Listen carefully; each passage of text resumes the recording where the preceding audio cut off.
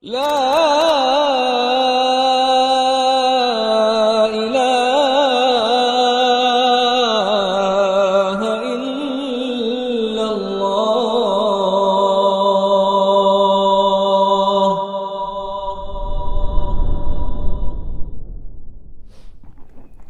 Bismillahirrahmanirrahim. Assalamualaikum warahmatullahi wabarakatuh. Innal hamdalillah nahmaduhu wa nasta'inuhu wa nastaghfiruh wa na'udzu billahi min shururi anfusina wa sayyiati a'malina. May yahdihillahu fala mudilla lahu wa may yudlil fala hadiya lahu. Asyhadu an la ilaha illallah wahdahu la syarika lahu wa asyhadu anna Muhammadan abduhu wa rasuluhu la nabiyya ba'dah. Qala Allah Ta'ala: Ya ayyuhan nasu ittaqu rabbakum alladhi khalaqakum min nafsin wahidah wa khalaqa minha zawjaha wa batha minhuma rijalan katsiran wa nisaa'a wattaqullaha alladhi tasaaluna bihi wal arham innallaha kana 'alaykum raqiba. Wa qala ta'ala: Ya ayyuhalladzina amanu ittaqullaha haqqa tuqatih wa la tamutunna illa wa antum muslimun. فإن أصدق الحديث كتاب الله وخير الهدي هدي محمد صلى الله عليه وسلم وشر الأمور محدثاتها وكل محدثة بدعة وكل بدعة ضلالة وكل ضلالة في النار. أما بعد, ikhwas sekalian dan akhwat, para abad dan ummahat yang dirahmati oleh Allah, kita lanjutkan pembahasan kitab At-Tauhid, bab ma jaa fi at-tatayyur, bab dalil tentang atau pembahasan tentang tatayyur.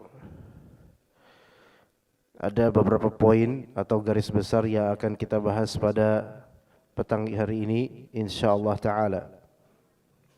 Berangkat dari hadis Nabi sallallahu alaihi wasallam, la adwa wala tiyarata wala hamata wala safara wala nau'a wala ghula. Maka ada beberapa istilah yang perlu kita fahami baik-baik, yang istilah-istilah tersebut disebutkan oleh Nabi sallallahu alaihi wasallam dalam hadisnya. Poin pertama, apa makna adwa? Apa makna adwa? Ain, dal, wa dan ya tanpa titik. Sebenarnya ini alif, tapi ya tanpa titik. Adwa, bukan ajwa, tapi adwa. Adwa. Itu yang pertama. Kemudian kembali kita bahas poin kedua tentang tatayyur. Apa itu tiyarah? Tiyarah, dalam hadis ini tiyarah namanya. T-H-I-Y-A-R-H Y-A-R-A-H, tiyarah. Tiyarah. Jadi ada adwa, ada tiyarah. Dan ketiga, apa arti dari hamah? Hamah. Hamah.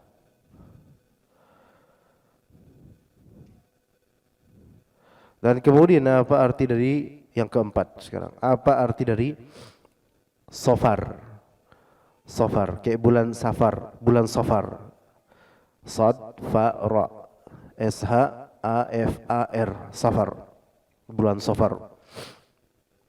Dan kemudian yang kelima, apa itu nau? Nau, nun, koma atas, nau, gitu. Ini istilah-istilah yang mungkin bagi kita asing karena ini bahasa Arab, tapi nanti kita terjemahkan insyaallah. Dan yang keenam, apa arti dari ghul? Gha, waw mati dan lam. Ghul, G-H-U-L. Dan terakhir ketujuh, apa itu fa'lun? Al-fa'l, fa'l. Fa, hamzah, lam, fa'l.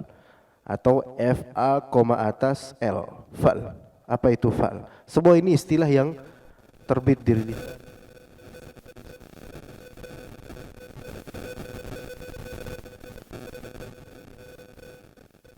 Jangan kemudian kita lihat, aduh ini kayak repot ini banyak istilah asing. Justru dengan istilah ini kita perlu mengenal dan mencari berkah dengan mempelajarinya. Nah, Nabi SAW kalau kita pelajari, itu akan Allah Subhanahu wa Ta'ala berikan ganjaran, di antaranya tentu pahala mencari ilmu bermanfaat, dan juga akan Allah Subhanahu wa Ta'ala ganjari sesuai dengan sabda Nabi, naddarallahu imra'an sami'a maqalati fawa'aha fahafidhaha. Akan Allah cerahkan wajah seseorang yang mendengar hadisku dan memahaminya serta menghafalnya. Jadi ada pahala dan ada kebaikan insyaallah. Baik, kita mulai pembahasan pertama berangkat dari hadis Abu Hurairah. Rasulullah SAW bersabda, la adwa wala tiyarata wala hamata wala safara wala nau'a wala ghula. Tidak ada adwa. Ya, tidak ada adwa. Apa itu adwa? Di sini ada la adwa, tiada adwa. Zahirnya menafikan seluruh jenis, yaitu jenis adwa. Apa itu adwa? Disebutkan oleh Syekh Utsaimin, adwa adalah intiqalul maradi minal maradi, intiqalul maradi minal maridi ila sahih. Perpindahan penyakit dari orang sakit ke orang sehat, itu namanya adwa. Bahasa kita apa? Penyakit menular atau penularan. Ya. Penularan. Intiqalul maradi minal maridi ila sahih. Yaitu perpindahan penyakit dari orang sakit ke orang sehat. Itu namanya adwa. Penularan. Nah, penyakit itu tentu ada dua macam. Ada penyakit hissiyah dan ada penyakit ma'nawiyah. Penyakit hissi yaitu penyakit fisik, dan penyakit kedua yaitu penyakit ma'nawi. Penyakit ma'nawi ini berkaitan imma dengan qalbu, imma dengan akhlak. Jadi penyakit ada dua macam. Penyakit ada dua macam. Penyakit fisik dan penyakit ma'nawi.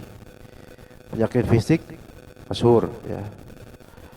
Penyakit ma'nawi ada dua model juga, yaitu imma dia penyakit hati murni atau dia penyakit dari segi akhlak. Akhlaknya berpenyakit. Nah, adwa ini biasanya menjangkiti penyakit yang mana?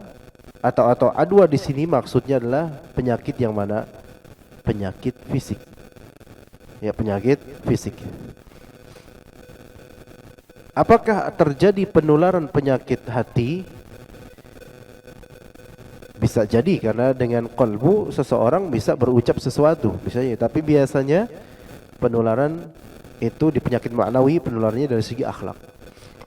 Akhlak itu akan menular, dan itu juga atau berefek pada orang di sekitarnya. Dan itu Nabi SAW sebutkan tentang jalis as-su, yaitu jalisus su, teman yang buruk, teman duduk yang buruk, seperti nafikh al-kir, seperti tukang pandai besi, ya, itu pasti ada efek buruknya, ada penularannya buruknya. Maka ini juga ada perpindahan penyakit, keburukan dari orang yang tadinya sehat, baik secara akhlak, namun karena lingkungan atau temannya jelek akhlaknya, maka dia pun berubah. Tapi adwa itu biasanya tentang penyakit fisik. Nah, di sini Nabi SAW mengatakan la adwa, walaupun mencakup dua-duanya, yaitu penyakit fisik dan penyakit akhlak, tetapi zahirnya di hadis ini berkaitan dengan penyakit fisik. Penyakit fisik.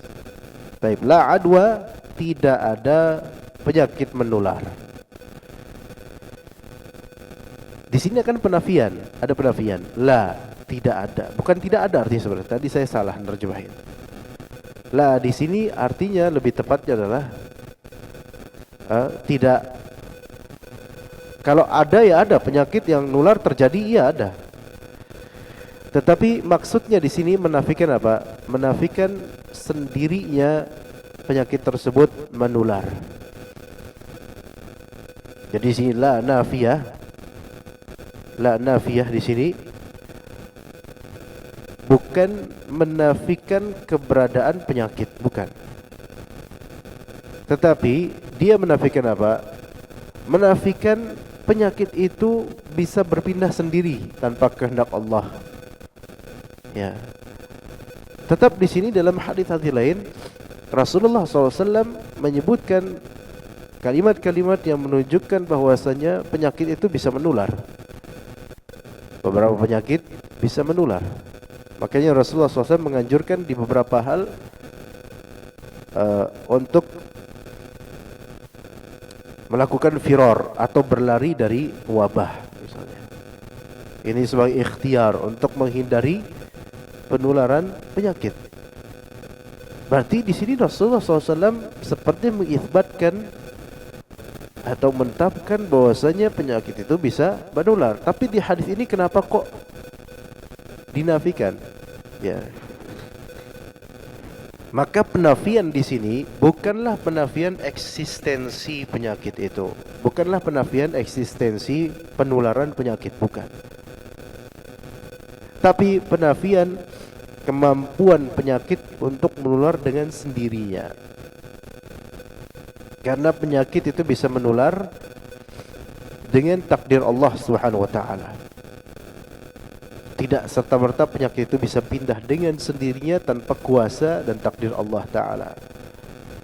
Dan juga nanti berikut-berikutnya tentang tiarah, yaitu yang pertama tadi adalah adwa, yang kedua adalah wala tiarata.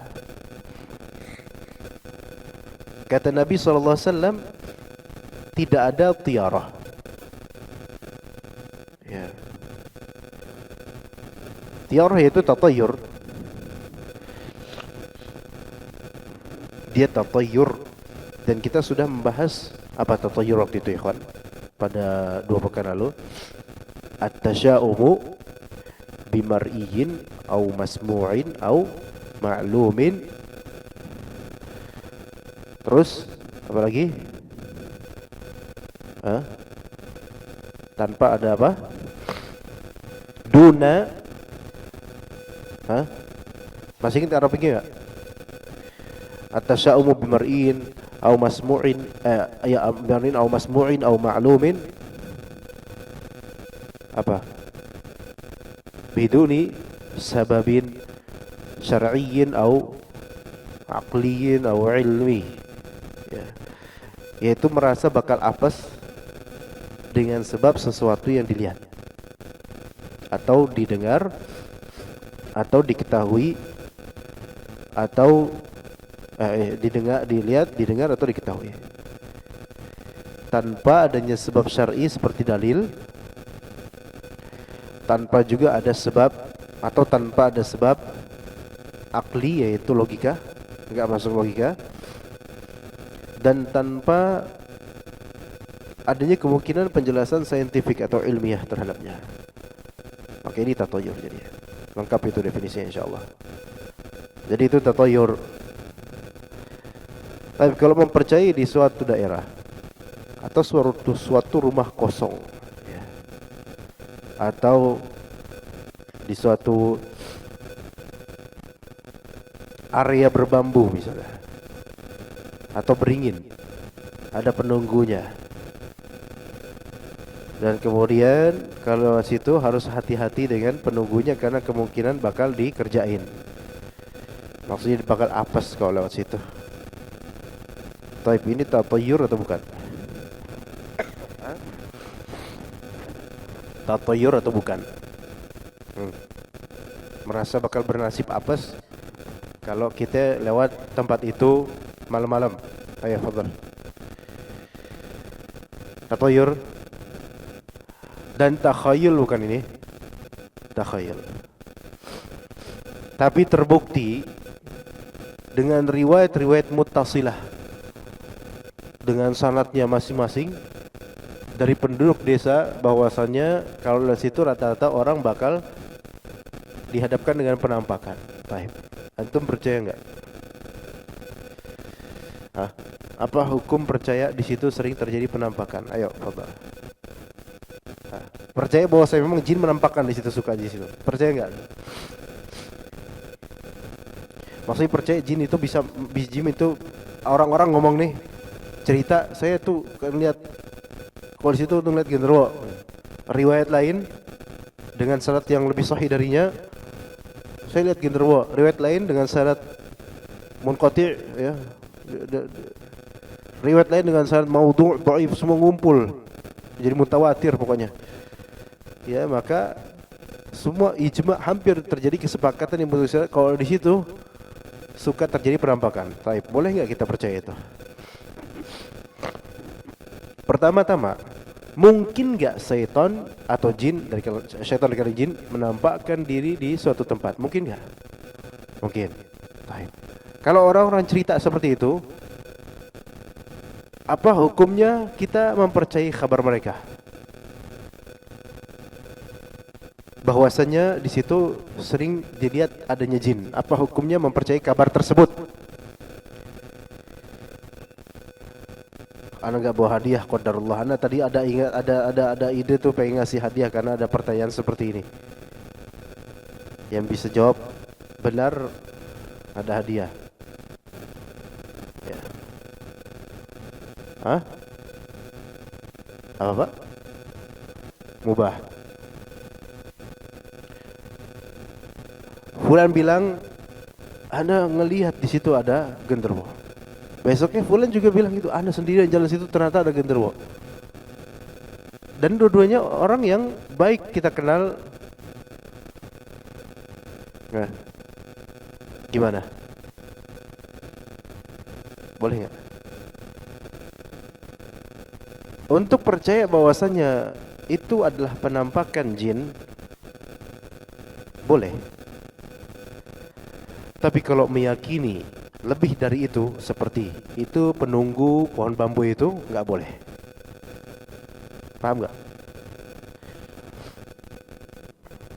Gimana? Hah? Ada penggali kubur, gali kubur orang, ada keperluan gitu. Maksudnya keluarga keperluan, bukan dirinya keperluan. Keluarga ada keperluan, mungkin memindahkan atau gimana. Pas digali, ternyata mayitnya udah gosong. Dan syawahidnya banyak. Lebih dari 2 syahid nikah. Lebih dari 4 syahid. Penyaksinya banyak. Mutawatir. Antum percaya? Boleh enggak? Hah? Boleh? Boleh percaya bahwasannya dia gosong? Percaya enggak? Percaya? Antum bilang no pics hoax, kata antum. Hah? Tohib, ini picsnya bahkan videonya. Percaya enggak? Percaya. Bagaimana dengan tempat tadi di pohon beringin atau pohon bambu itu? Banyak sering kelihatan genderuwo di situ. Antum bilang no pics hoax, no feeds hoax. Sekarang zaman video. Ada videonya ternyata. Bener kelihatan genderuwo mata merah dengan taring 2 di sini. Loh. Ya benar juga ternyata ada ya. Kalau untuk masalah penampakan dan juga terjadinya itu gosong, percaya enggak apa-apa. Percaya dengan kelihatannya itu gitu loh. Tapi di balik itu enggak usah kemudian dicari-cari. Oh, berarti itu genderuwo penunggu pohon itu. Enggak boleh. Enggak boleh percaya kok itu.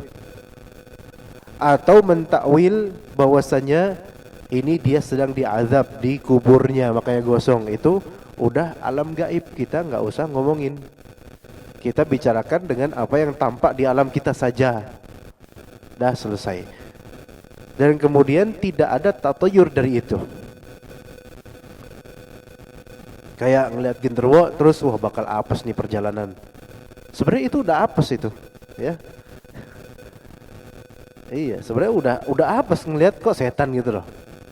Nggak ada yang lainnya mungkin yang dilihat ya. Jadi tidak perlu untuk menafsirkan macam-macam. Cukup katakan itu syaitan, selesai. Kalau bisa antum tantangin, datang aja itu pohonnya di videoin, mana setan,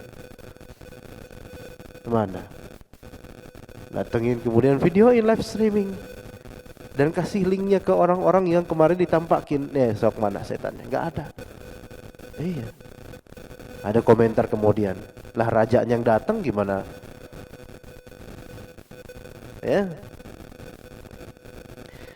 Jadi untuk mengikuti keyakinan sebagian orang bahwasannya di daerah tersebut ada penunggunya yang bakal ganggu, jangan percaya gitu. Tapi kalau dikatakan di situ ada jin, ya di mana-mana ada jin, selesai. Iya. Tapi kalau misalnya antum ditanya, antum percaya nggak kalau misalnya di WC antum ada jin? Nah, percaya nggak? Percaya.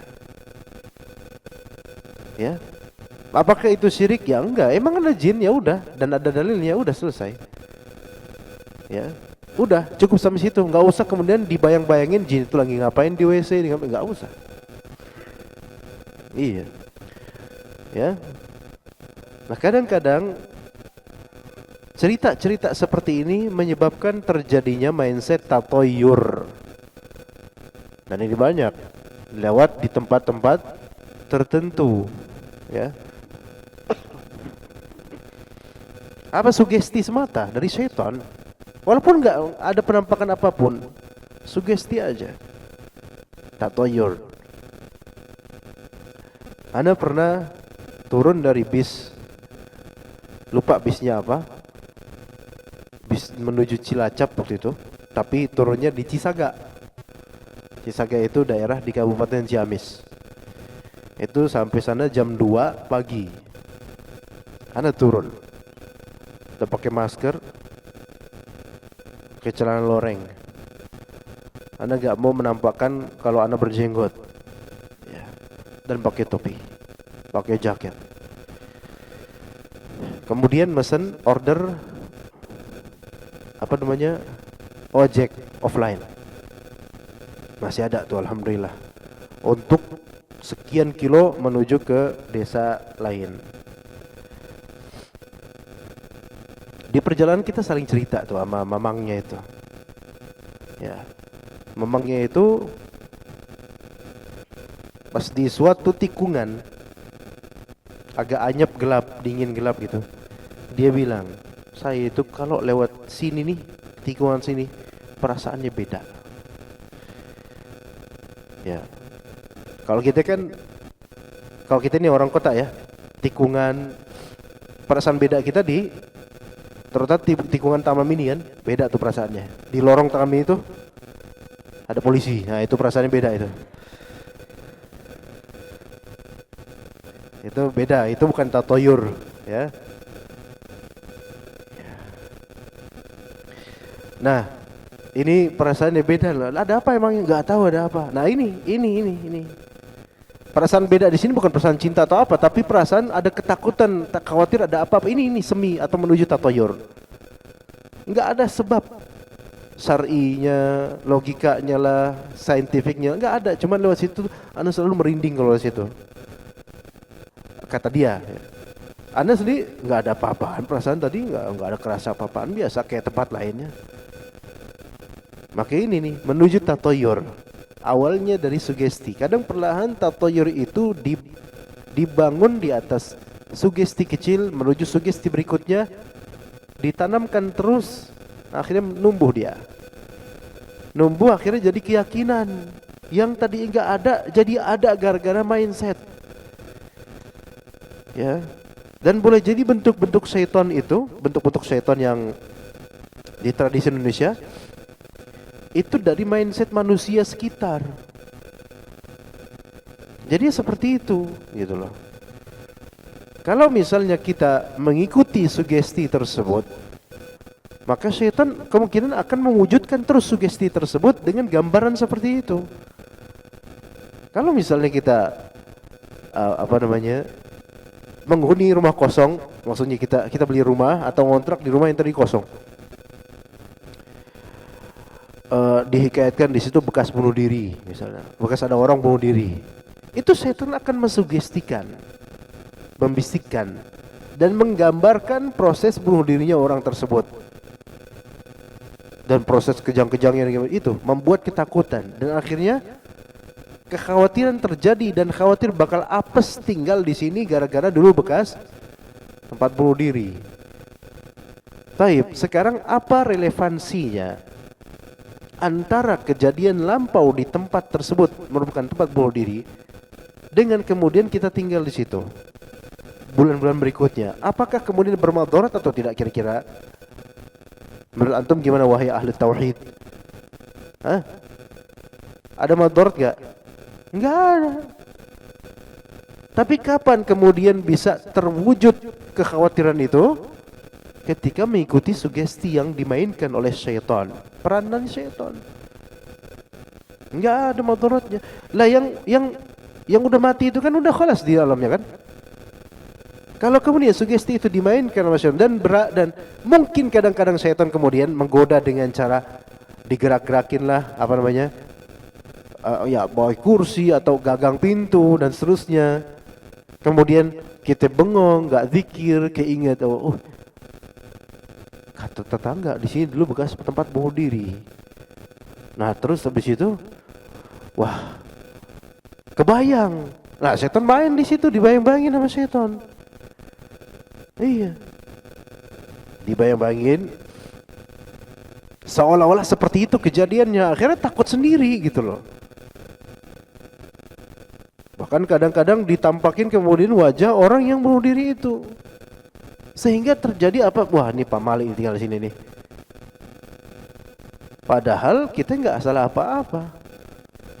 Atau rumah itu bekas rumah dukun. Nah, gimana ikhwan? Antum mau nggak dihibahkan rumah kosong bekas rumah dukun? Hah? Mau? Dihibahkan loh. Mau? Nah ini berarti emang faktor ekonomi kalau ini.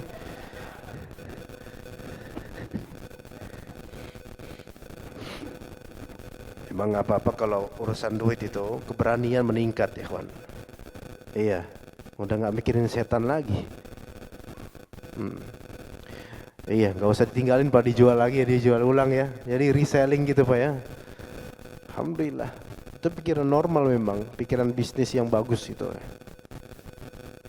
Tapi kalaupun kita tinggal di tempat tersebut, ini bertempat bekas dukun. Seandainya kita nggak tahu ini dulunya rumah dukun, seandainya, ya nggak ada pikiran ke situ ya nggak. Terjadi pikiran dan sugesti tersebut karena desas-desus orang. Baik, sekarang misalnya, sebagian dari orang memiliki takhayul dan tatayyur berkaitan dengan pohon pisang. Mereka bilang pohon pisang itu ada. Pohon pisang itu adalah pohon yang biasa pocong berlindung padanya. Coba, lucu gak? Pocong itu kan pocongan, mayit gitu ya. Biasanya ke kuburan-kuburan kita kan pohonnya bukan pohon pisang. Pohon apa namanya? Kamboja. Lah ini ngapain di pohon pisang? Hah? Nah apa di pohon pisang dia? Gitu kan, pakai logika aja, ngapain? Kalau emang khurafat itu terjadi, tanya ke pocong itu, ente ngapain di pohon pisang? Tempat ente di kuburan nggak di pohon pisang? Pocong monyet. Atau dia bertasyabuh dan menyerupai pohon pisang mungkin. Lalu kulihat ngapain coba khurafat ini? Sehingga sebagian orang kalau ngelewatin pohon pisang, dia ngerasa ngeri sendiri. Awas hati-hati nanti ada pocong. Ya. Nah, jadi sugesti itu terbangun menjadi mindset dan si setannya kemudian mengamininya dengan menampakkan diri. Ya, sodakta kata setan. Ini anak hadir nih, hadir anak. Bener kan ternyata kan pocongnya dekat pohon pisang. Kalau misalnya besok-besok mindset diubah coba pohon petik dah, pohon petik biar baunya beda lah. pocongnya ikut di pohon pete. Jadi mereka tuh mengikuti bagaimana kearifan lokal. Iya. Jadi mereka tuh punya list muatan lokal, ya gimana, mulok ya, gitu. Dan juga pohon pisang sebagian menyebut itu biasanya kalau bola api santet berakhir di pohon-pohon pisang. Ala kulli hal, kalau kita pakai mindset seperti itu, antum duduk di teras, seberang antum banyak pohon pisang, liatin deh pohon pisang itu dan bangun sendiri mindset. Biasanya genderuwo suka gelayutan di pohon pisang. Nah, tanamin mindset itu, tanamin khurafat itu. Misal aja, jangan lakukan, misal aja. Itu setannya bakal ngikutin dengan sesuai dengan request antum. Tapi genderuwo mikir, ente tahu aneh berat, nurun nangkring di pohon pisang, kan susah kata genderuwonya. Jadi setan itu ngikutin mindset kita. Ya, rumah peninggalan Belanda, ya, kosong. Kemudian terbit di mindset kita apa? Oh, ini nih roh-roh Belanda di sini. Ya iya, kan nanti ada penampakan atau minimal penampakan di benak kita, noni Belanda dan seterusnya. Ini jadinya. Nah, tatoyur itu rata-rata berawal dari apa? Sugesti, mindset. Berkaitan dengan nasib buruk ketika melihat, mendengar atau mengetahui sesuatu yang tidak ada hakikatnya. Dan setan membaca itu sebagai apa? Celah untuk semakin menjerumuskan manusia. Akhirnya terjadilah yang mereka bilang nasib sial, ya. Itu yang kedua ya, tatoyur ya. Yang ketiga, hamah.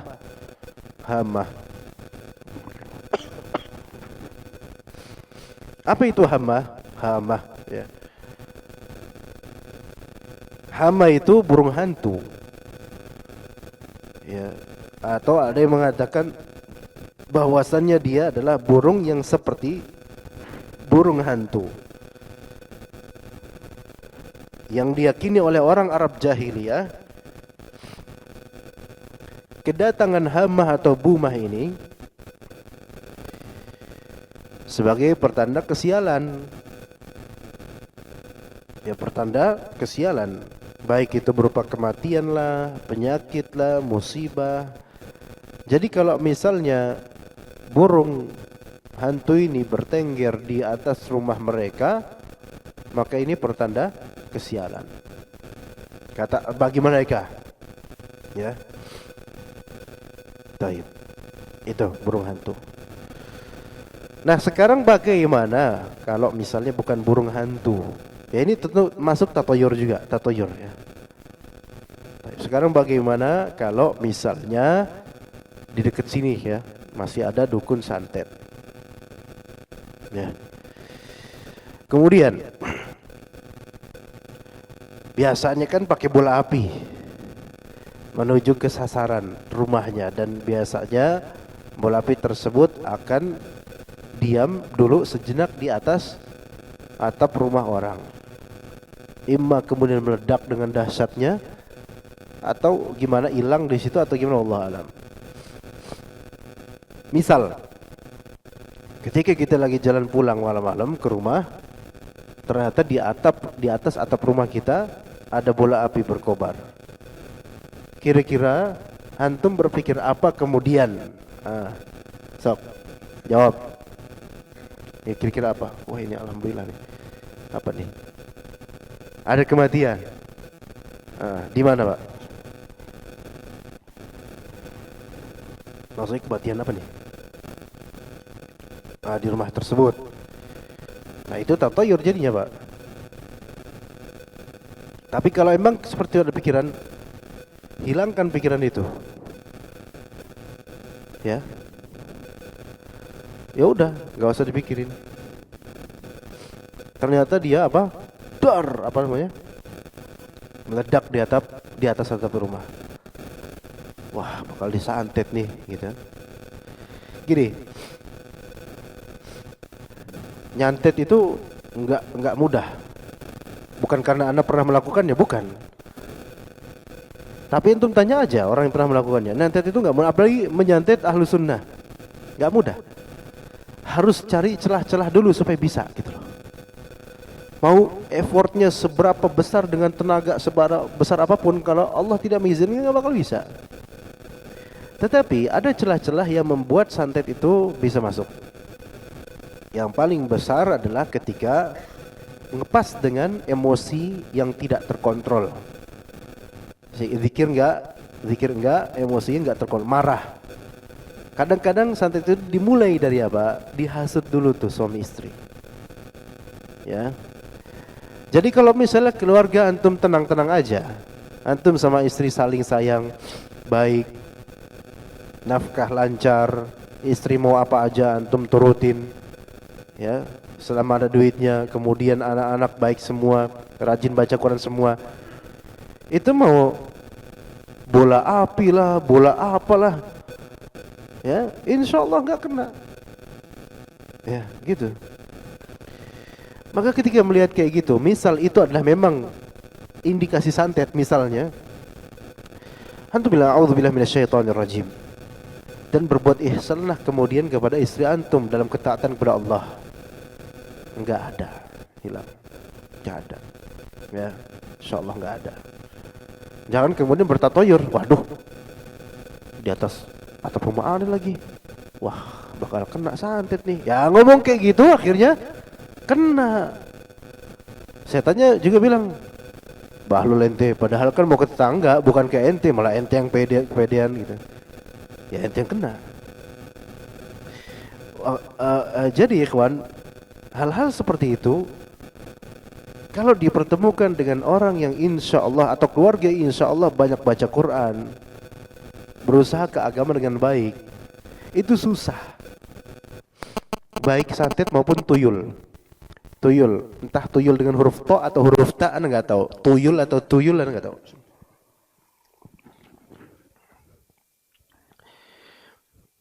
Di tahun 90-an dulu, dan ini sedikit cerita ibrah saja. Ada di anakan di Kalibata sejak kecil. Itu ada dukun ngamuk-ngamuk, marah-marah ke keluarga kami.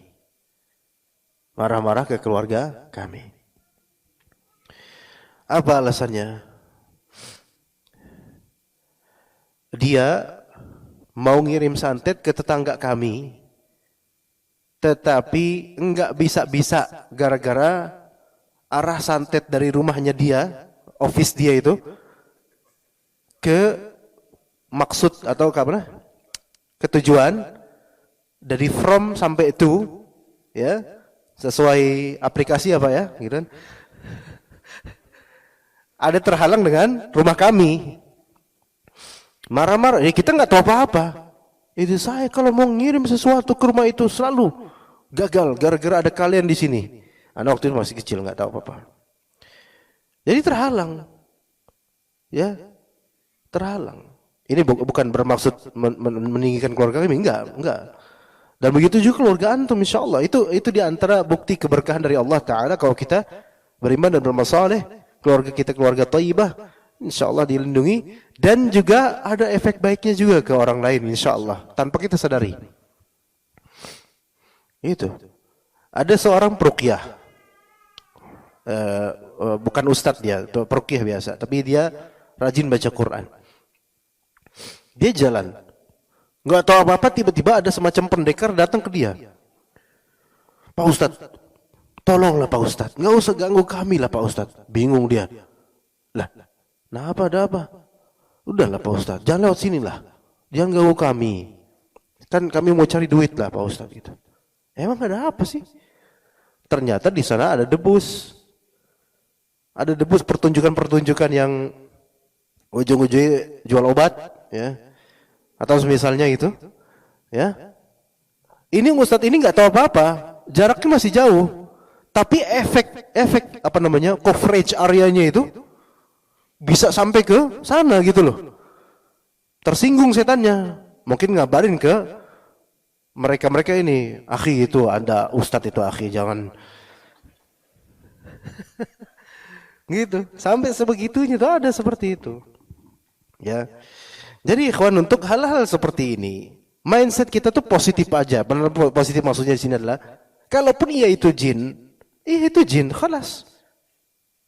Dan jin itu wa ma hum bidarrina min syai'in illa biiznillah. Mereka tidak akan memberikan madarat sedikit pun kecuali dengan izin Allah.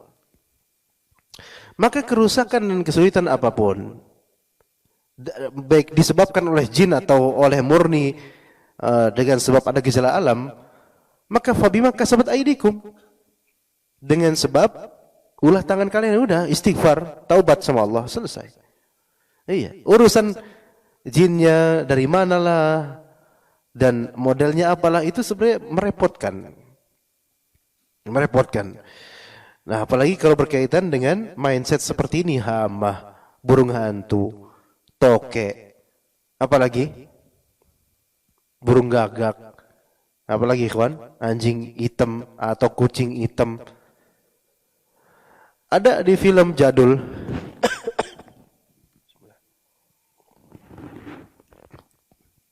mindset tahun 70-an 60-an dulu sekali. Kan mayit itu kan biasa di tradisi kita itu ditahlilin dulu, diyasinin dulu gitu kan. Nah, khurafatnya jangan sampai nih mayit dilangkahin sama kucing hitam. Bapak pernah dengar kayak itu, Pak? Hah? Rata-rata yang sudah berusia veteran ini. Iya. Alhamdulillah kulit Anda masih kenceng loh, Pak.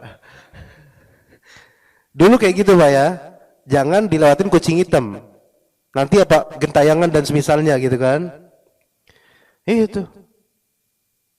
Nah, mindset seperti itu, setan pun membacanya. Bisa aja setan riding kucing hitam, ngeriding atau mungkin jadi kucing hitam, mungkin atau gimana nggak tahu. Diakal-akalin sama setan akhirnya. Ada kucing hitam lewat, apa? Tiba-tiba apa? Loncat di tepat di atas mayit tersebut. Ya, yang dikhawatirkan oleh orang-orang malah terjadi. Nah, kucingnya itu apakah itu jin atau kucing beneran tapi dihasut oleh jin, wallahu alam.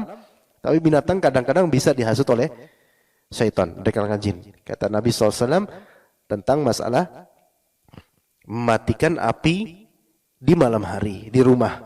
Matikan api karena bisa saja syaitan itu menunggangi atau memerintahkan binatang-binatang fasik. Ya, untuk nyenggol api tersebut biar terbakar rumahnya, biar kebakar itu satu keluarga. Itu terjadi di zaman Nabi SAW. Jadi gitu, mindset seperti itu akhirnya apa? Waduh, kucing hitam nih lewat dan seterusnya. Akhirnya apa? Ketakutan orang-orang. Dikubur. Setelah dikubur beberapa malam terjadilah yang terjadi. Bangunlah bak pocongnya kemudian. Jadi satu kampung diteror sama pocong gara-gara kucing hitam lompat di atas mayitnya. Coba. Kalau kita pakai logika dengan 2022 nih. Emang tuh mayit tersinggung apa dilangkahin sama kucing hitam? Gimana kalau kucingnya nggak hitam? Ada warna putihnya. Itu kan? Coba lihat, dibodoh-bodohi sama setan. Dan khurafat-khurafat ini terbukti terjadi di zaman-zaman bahala dulu. Sekarang enggak. Karena orang sekarang mulai mikir, ngapain percaya kayak gitu? Ya kan? Ngapain? Iya, mau dilain kucing hitam ke harimau sekalian. Ya mayit udah, nggak bisa ngapa-ngapain.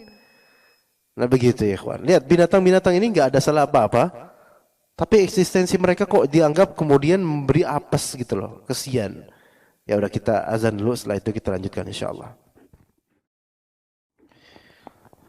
Kemudian berikutnya, ikhwah sekalian yang keempat, wala safar. Tidak ada safar. Safar ini ada dua makna. Makna pertama, safar adalah ulat yang membawa penyakit menular, biasanya ditemukan di perut hewan.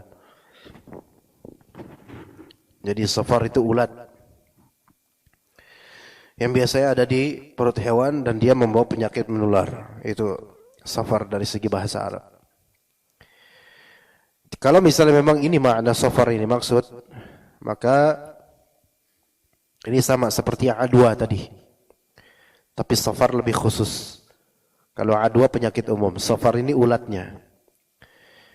Maksudnya di sini Rasulullah tidak menafikan adanya ulat tersebut, tidak. Ulat itu ada.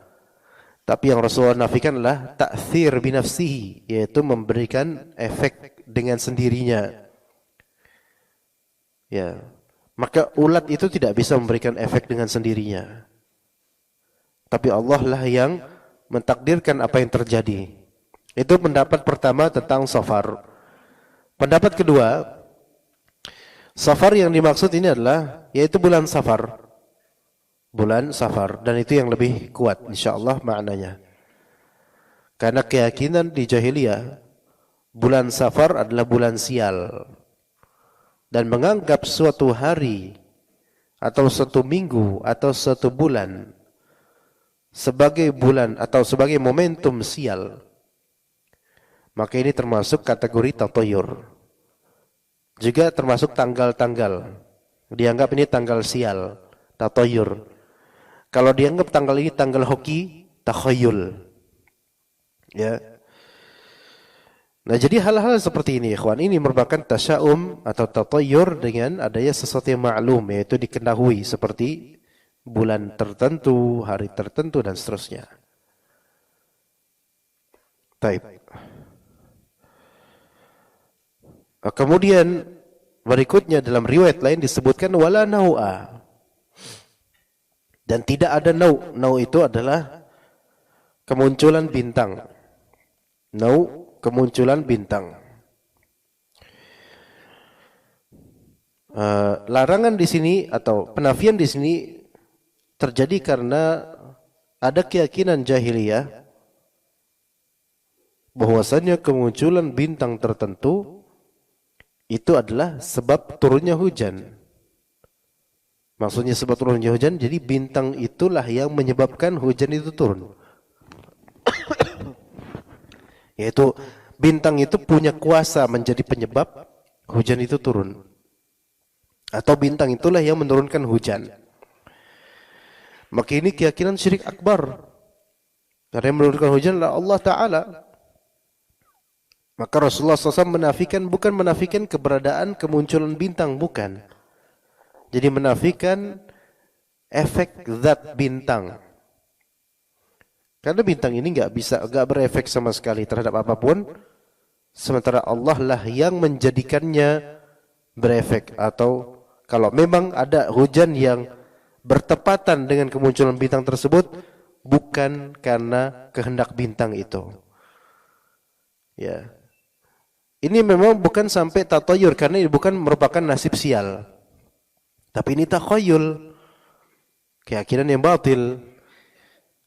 Dan orang-orang barat juga jahiliyah, mereka menganggap bintang-bintang tertentu kalau kita melihatnya, maka silahkan buatlah suatu harapan. Make a wish, kata mereka. Ya, make a wish. Buatlah harapan. Mereka lulus doa karena melihat bintang tertentu. Tapi mereka menganggap bintang ini sebagai wasilah atau bahkan tujuan doa mereka. Makanya mereka mengatakan ada yang namanya Lucky Star. Ini bukan nama brand sigaret, bukan. Lucky Star. Apa Lucky Star? Bintang keberuntungan. Hal-hal semacam ini khurafat, takhayul, dan ini kesyirikan. Jadi Lucky Star, bintang keberuntungan, Dewi Fortuna, ini semua syirik. Ya. Walaupun yang mengucapkan itu enggak ngerti atau menganggap itu biasa aja, terutama komentator bola.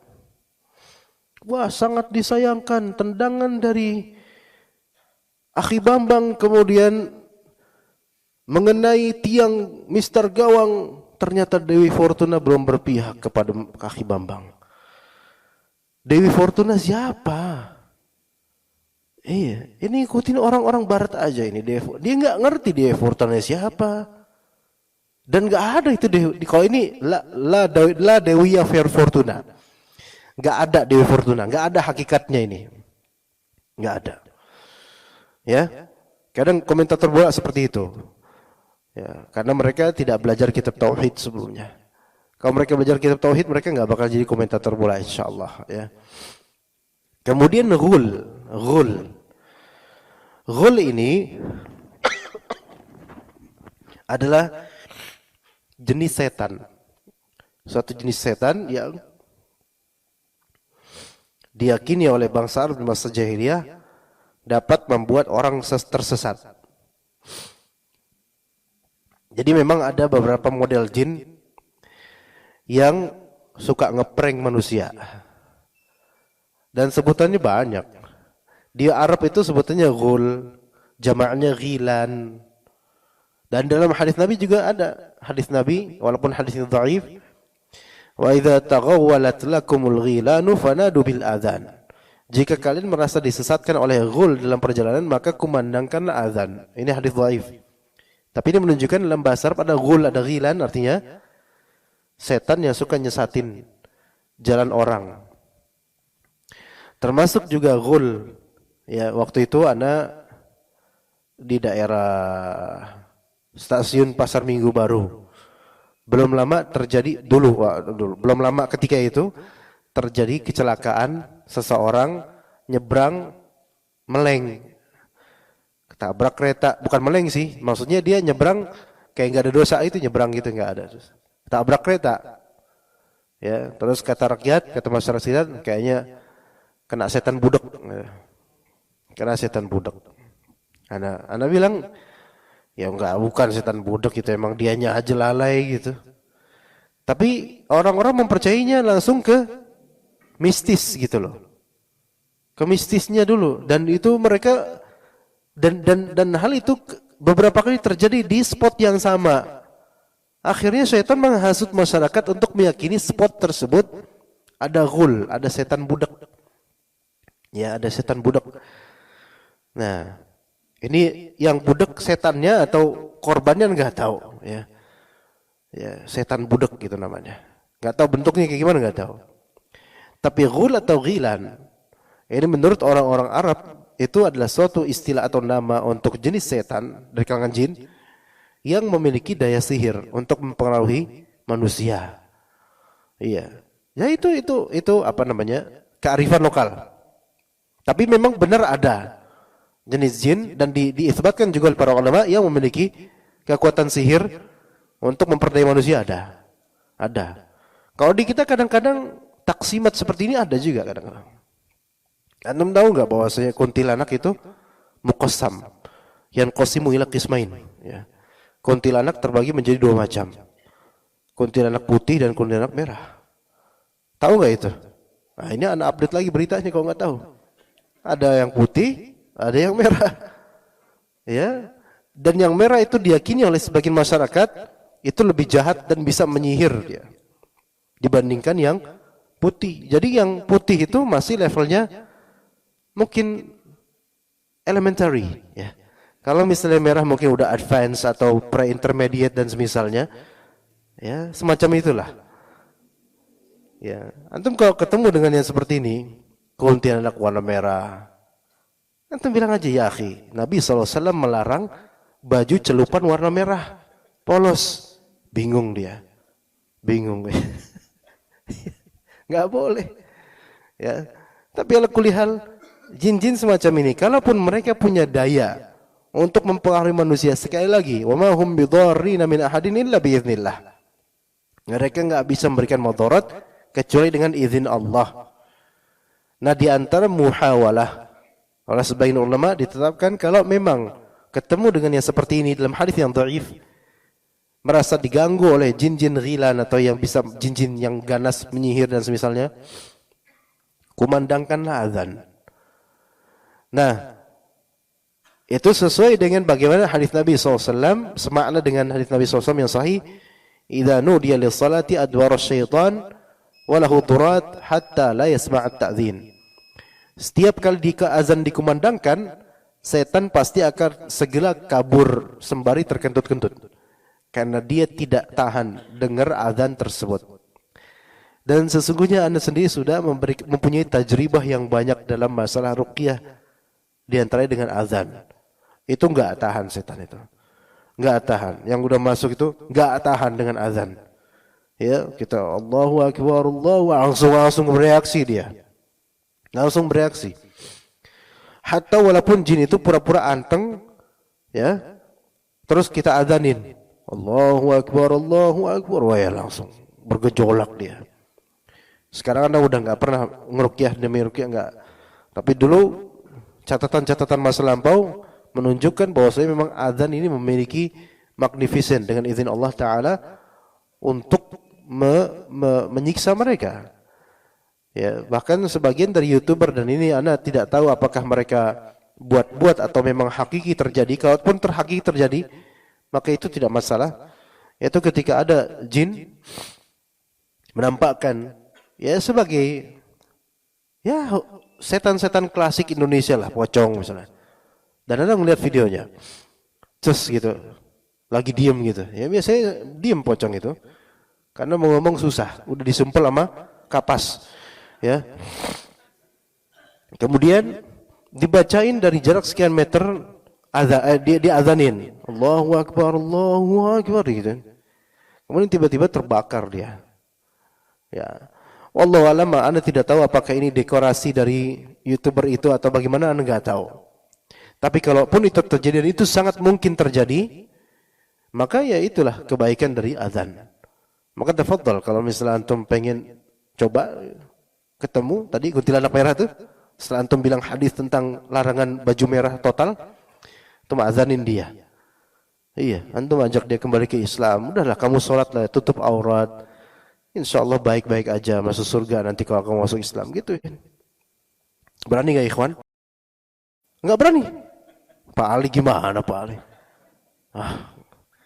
Jangan malah disuguhin kredok ya. Ya mungkin cukup itu insyaallah. Untuk yang tadi tentang al-fa'al, insyaallah kita akan bahas pada pertemuan mendatang. Semoga rekan-rekan sekalian hafal semua istilah ini, yaitu ghaul, adwa, tiarah, hamah, safar, nau, dan juga ghaul, dan semoga menjadi ilmu yang bermanfaat dan berkah insyaallah. Wassallallahu ala nabiyina Muhammad wa ala alihi wa sahbihi ajma'in. Subhanakallahumma bihamdika asyhadu an la ilaha illa anta astaghfiruka wa atubu ilaik. Assalamualaikum warahmatullahi wabarakatuh.